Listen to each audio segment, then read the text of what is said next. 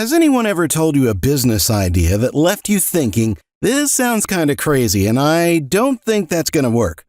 Well, today we're diving into some of the most mind-boggling, jaw-dropping, and downright bizarre business ideas that actually worked.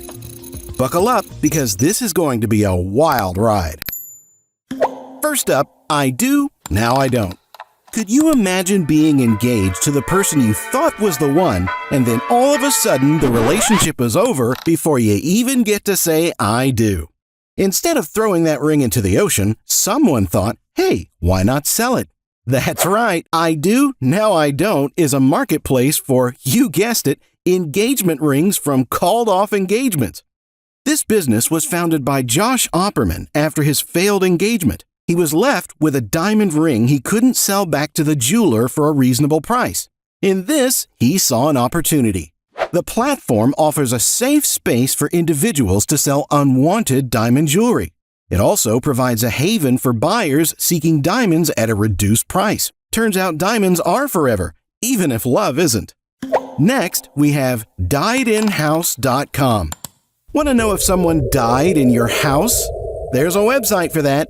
Diedinhouse.com provides users with a report to see if, someone passed away in their humble abode.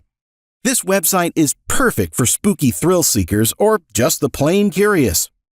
The business was founded by Roy Condrey after discovering that most states in the U.S. don't require home sellers to disclose a death in the property. The site uses an algorithm to search millions of records and provide a digital report detailing any deaths associated with a particular address. So now, if you hear any spooky voices, just remember, you'll at least know who's haunting you. Next up, edible shoes. Okay, I've heard of eating your own shoes out of desperation, but making them tasty? Genius, I guess. A group of entrepreneurs got together and decided to turn shoes into delicious treats, a fashion statement that also satisfies your sweet tooth. Various artists and chefs worldwide have played with the idea, merging culinary arts with fashion. Typically crafted from chocolate or candy, these shoes are often showcased at events, fashion shows, or given as unique gifts. It's the only time when having a foot in your mouth is actually tasty. Now on to the next. Selling canned air. Oxygen bars are so last decade. Why not just buy a can of fresh air? Though it started as a joke, these cans have sold like hotcakes, especially to tourists and folks living in polluted cities. Started by the company Vitality Air from Canada as a tongue-in-cheek response to pollution issues in major cities. The air is harvested from pristine environments, canned, and then sold mainly as novelty gifts or to tourists. Who knew the secret to fresh air was just a can opener away? Now let's take a look at I Wear Your Shirt. Who needs traditional advertising? I Wear Your Shirt had a simple idea. Pay him and he'll wear a shirt promoting your brand every day. In our age of influencers, this guy was definitely ahead of the curve. Jason Sadler, now known as Jason Surfer App, started the idea in 2008. He would wear a company's shirt and promote it on social media. The pricing model was innovative. He charged the dollar amount of the day. January 1st was $1, December 31st was $365. In 4 years, Jason made over $1 million wearing other people's t-shirts. He took wearing your heart on your sleeve to a whole new profitable level.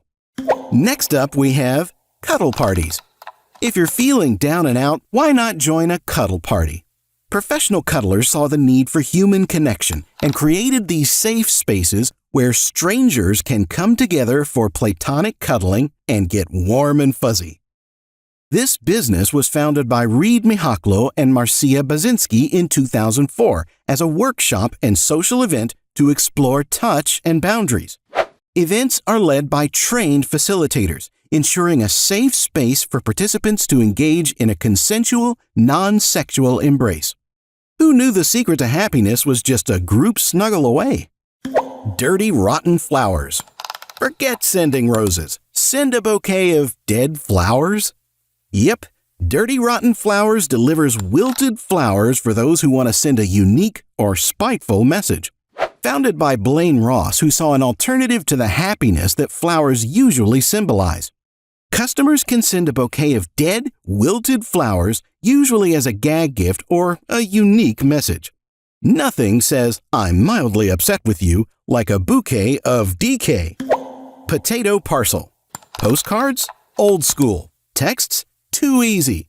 Sending a message on a potato? Now that's innovative. Potato parcel lets you write messages on, you guessed it, potatoes. So when texting feels too impersonal, just make your message spudtacular. Founded in 2015, the idea quickly became viral. Customers can write a message which is then inscribed onto a potato and mailed without any packaging. It's a spudtacular way to say, well, whatever you want.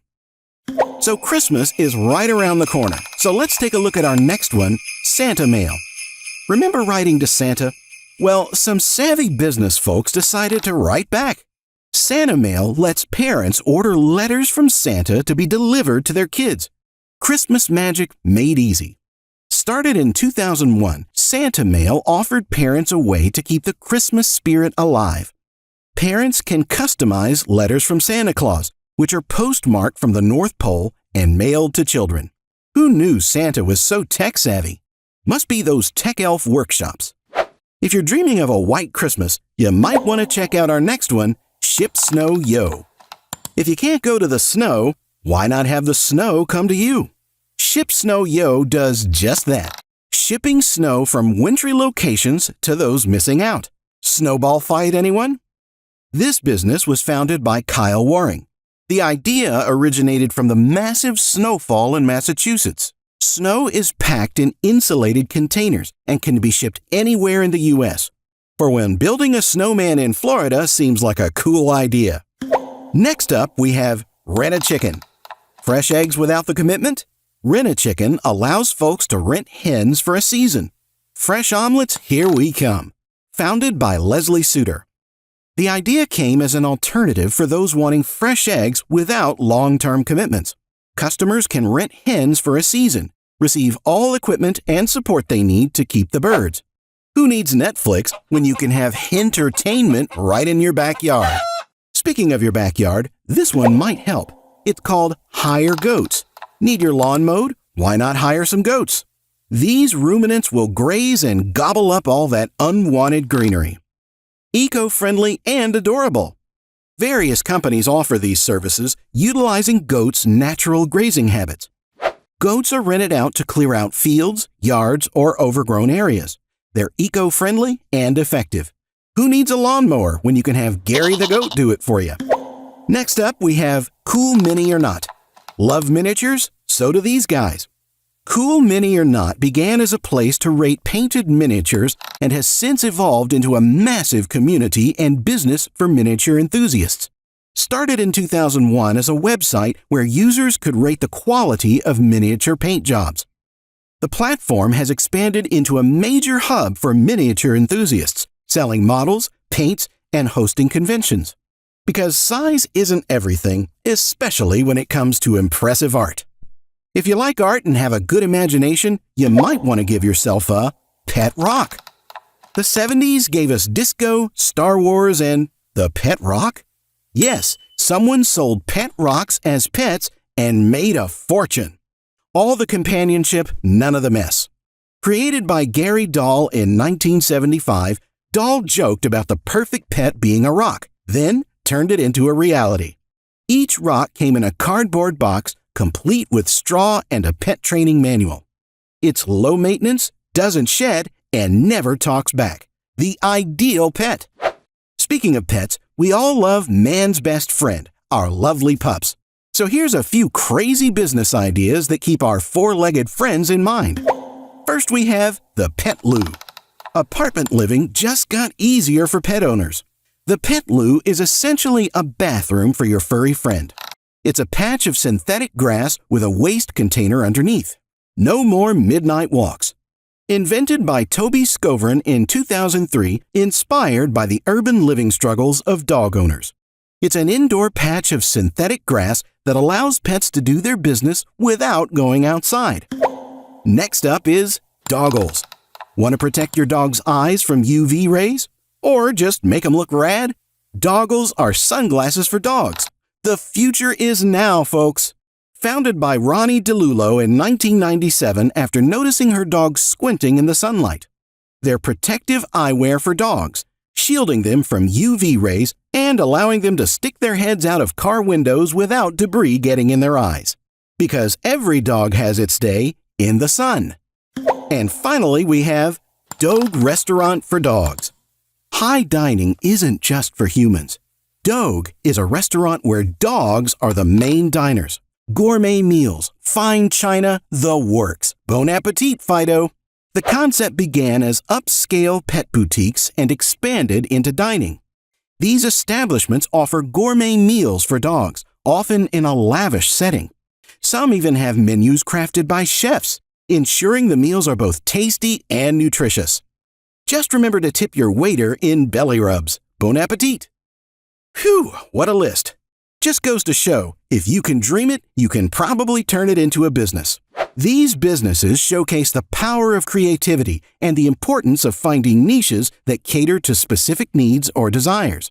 From practical solutions to sheer novelty, there's a market for almost any idea, no matter how crazy it may seem. Until next time, this is Business Wave TV, reminding you to think outside of the box. You never know where it might lead. We wish you success.